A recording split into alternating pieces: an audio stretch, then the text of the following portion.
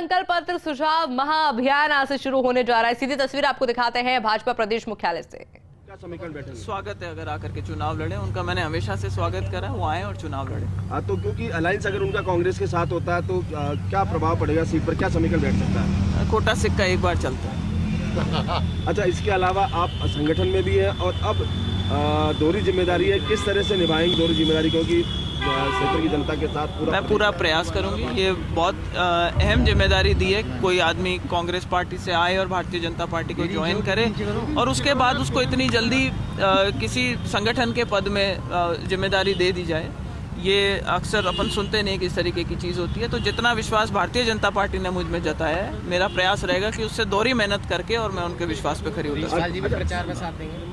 मुझे पूरा विश्वास है कि जरूर। अच्छा, ज्योति जी विधानसभा चुनाव लड़ा था आपने, तो उसमें क्या कमियां रहेगी जब लोकसभा चुनाव में इसको पूरी करेंगे आप? देखिए, उस टाइम समीकरण कुछ और थे। बहुत जल्दी मैंने भारतीय जनता पार्टी ज्वाइन करने के बाद में चुनाव लड़ लिए, लोगों ने अपना मानस बना रखा था। लेकिन विधानसभा और जो लोकसभा के चुनाव होते हैं उसके अंदर मूड बहुत अलग होता है और ये चीज़ अपन देखते आए हैं कि आज जो पूरे देश के अंदर जो माहौल है वो बीजेपी के और मोदी जी के पक्ष में है। तो उस चीज़ का हमें बहुत बड़ा बेनिफिट मिलता है और यही चीज़ सबसे बड़ा फ़र्क होती है। और दूसरी बात यह है कि यहाँ सरकार हमारी बन चुकी है। दिल्ली में सरकार सबको मालूम है कि बीजेपी की बनेगी। डबल इंजन की जो सरकार है, साथ मिलकर के दोनों सरकारें काम करेगी। राजस्थान का अच्छा विकास होगा, नागौर का अच्छा विकास। विधानसभा में माहौल तो बीजेपी का ही था, बीजेपी की सरकार बनी है, कमी क्या रही, क्या वो दुरुस्त हो गई हैं या फिर लोकल समीकरण कुछ इस तरीके के बन गए थे, जो सारे जो खिलाफ खेमे के लोग थे वो सारे इकट्ठे होकर के चुनाव लड़ने लग गए थे। कुछ भ्रम इस तरीके का पैदा कर रखा था कि भाई कोई लोग चाबी लेकर के घूम रहे हैं सरकार बनाने की, वो भ्रम सारे टूट गए, तो पब्लिक के सामने अब एक्सपोज हो गए। तो मुझे लगता है कि इस बार जो चुनाव है वो सिर्फ भारतीय जनता पार्टी कांग्रेस के बीच में होगा। कोई थर्ड फ्रंट की जो बातें चलती थी, जिस तरीके का एक भ्रम फैला रखा था, वो भ्रम दूर हो चुका है लोगों। अच्छा, राजस्थान में कांग्रेस का क्या मानते हैं, भविष्य क्या रहेगा कांग्रेस का?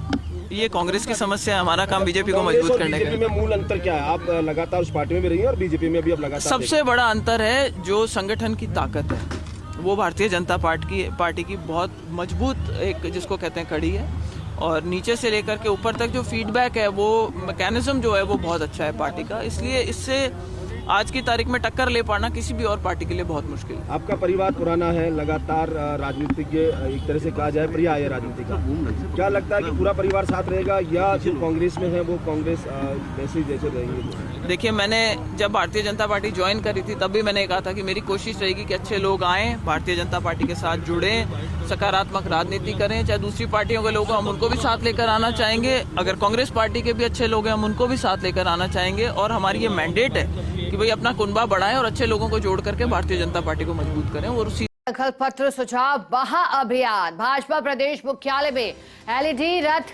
रवानगी कार्यक्रम है। प्रत्येक लोकसभा क्षेत्र में 2-2 एलईडी वैन जाएंगी। इन सभी एलईडी रथों के द्वारा प्रदेश के सभी वर्गों से सुझाव लिए जाएंगे। सभी एलईडी रथों द्वारा 15 मार्च तक आमजन से सुझाव लिए जाएंगे। इसमें प्रबुद्ध जन, प्रोफेशनल, मजदूर, छोटे व्यापारी, किसान, युवा, महिला शामिल हैं और लोकसभा चुनाव के लिहाज से अभियानों को गति देने का कार्य बीजेपी के नेताओं के द्वारा किया जा रहा है। अब लोकसभा चुनाव का काउंटडाउन क्योंकि शुरू हो चुका है, पहली सूची आने के साथ ही बीजेपी ने 195 नामों की सूची जारी कर दी है। राजस्थान के इसमें 15 नाम हैं और 10 सीटों पर अभी भी नाम आना बाकी है। लेकिन उससे पहले विकसित भारत संकल्प पत्र सुझाव महाअभियान नाम के मुताबिक सुझाव आमंत्रित करने के लिहाज से एलईडी वैन प्रत्येक लोकसभा क्षेत्र में पहुंची। अब जब वैन पहुंचेगी तो वहां के जो स्थानीय लोग हैं उनके क्या क्या मुद्दे हैं, सरकार क्या चाहते हैं, जनता सरकार से क्या चाहती है, अगर पुनः सत्ता में आते हैं तो फिर कौन से वो बिंदु हैं जिन्हें आचार संहिता चूंकि लगने वाली है, लेकिन कौन से वो बिंदु हैं जो शामिल किए जाएं ताकि जिसे चुनावी घोषणा पत्र का हिस्सा बनाया जा सके। इस लिहाज से भी सुझाव महत्वपूर्ण माने जा रहे हैं क्योंकि प्रबुद्ध जन हो, प्रोफेशनल हो, मजदूर हो, छोटे व्यापारी हो, किसान हो, महिलाएं हो, उनसे सुझाव लेकर के इन सुझावों पर गौर करते हुए उन्हें शामिल भी किया जाना है घोषणा पत्र में, ताकि सीधे सीधे जनता के मन की बात को समझा जा सके। संकल्प पत्र सुझाव महा अभियान भाजपा प्रदेश मुख्यालय में एलईडी रथ रवानगी कार्यक्रम। हमारे साथ पॉलिटिकल एडिटर योगेश शर्मा जुड़ गए हैं, अधिक जानकारी हमें देंगे। योगेश जी बताइएगा, एक तरफ पहले सूची आती है और अब अभियानों को मजबूत करने की कवायद तेज होती है। पहले बताइएगा, एलईडी रथ रवाना करने के पीछे की क्या मंशा है, क्या उद्देश्य और कैसे यह अभियान चलाया जा रहा है?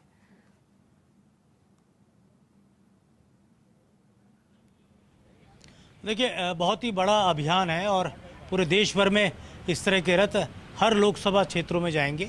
सुझाव एकत्रित किए जाएंगे, जो पेटी होगी सुझाव की उसमें वो सुझाव जनता के बीच जाकर ये रथ जनता से ही सुझाव लेंगे कि कैसा विकसित भारत होना चाहिए।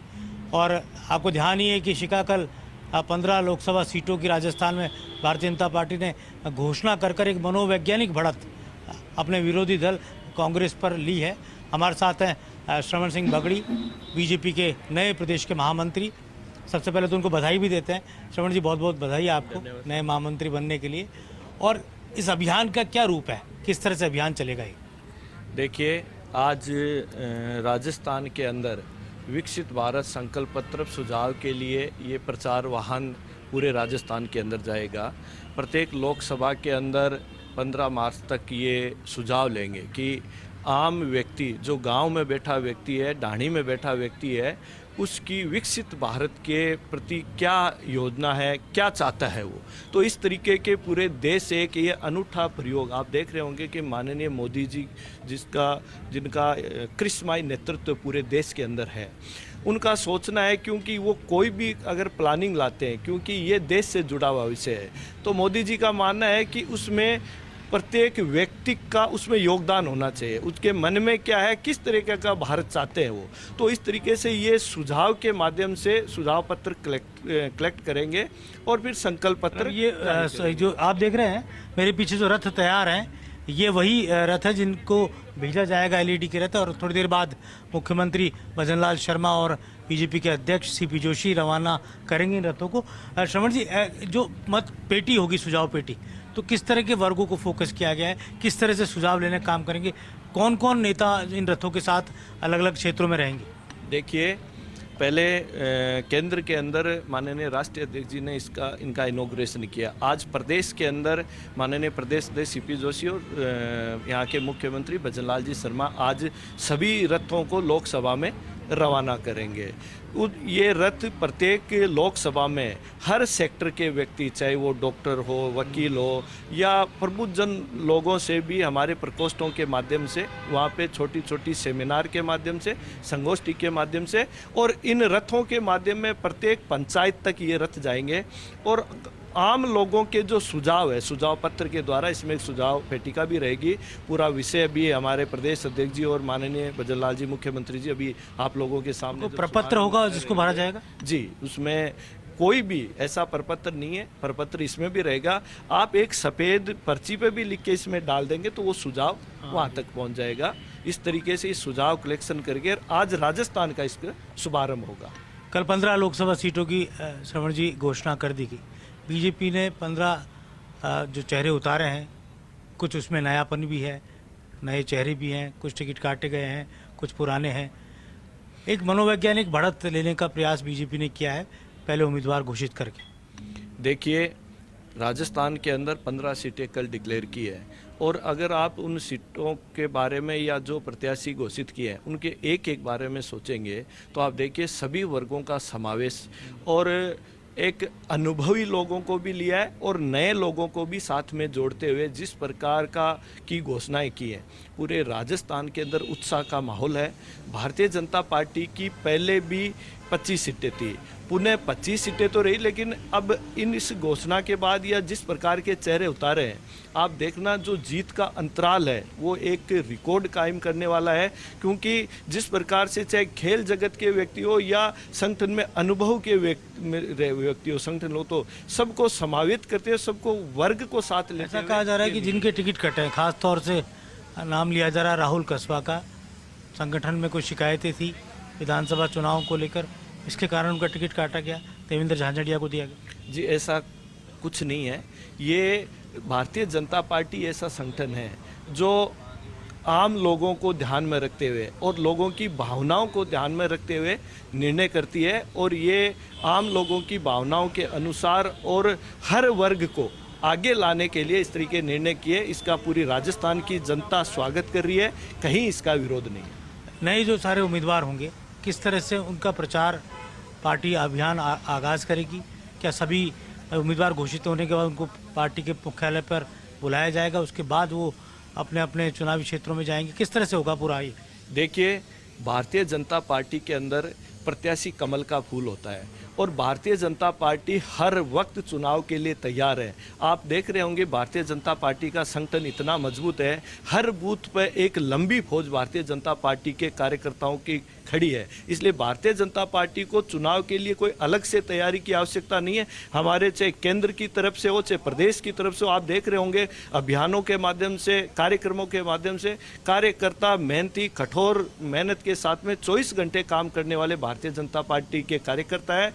इसलिए इस राजस्थान के अंदर कांग्रेस सरकार का कहीं खाता नहीं खुलेगा और कांग्रेस मुक्त राजस्थान पहले भी था लोकसभा में, पुनः होगा, लेकिन इस बार एक रिकॉर्ड कायम होगा जो माननीय यशस्वी प्रधानमंत्री जी का करिश्माई नेतृत्व है, उससे जो आम लोग हैं उनका जिस प्रकार से माननीय मोदी जी को समर्थन मिल रहा है, इसमें जो जीत का अंतराल होगा वो इस बार एक मीडिया की बड़ी खबर रहने वाली है। एक जो मैं आप इस पे एलईडी लगी हुई है, सभी एलईडी रहते हैं। श्रवण जी, अब थोड़ा इसको ब्रीफ करेंगे कि एलईडीज पर क्या दिखाया जाएगा जहाँ जहाँ ये लोकसभा क्षेत्रों में जाएंगे, और एक लोकसभा क्षेत्र में कितने रथ जाएंगे? देखिए, ये एक लोकसभा क्षेत्र में 2 रथ जाएंगे और ये जो एलईडी लगाई हुई है इसके ऊपर माननीय मोदी जी की, आपने विकसित भारत जब मोदी की गारंटी, ये एक तरह से मोदी जी की गारंटी का रथ है। पहले भी आपने देखा होगा विकसित भारत जब यात्रा थी तो मोदी जी गारंटी गांव-गांव रथ गए थे।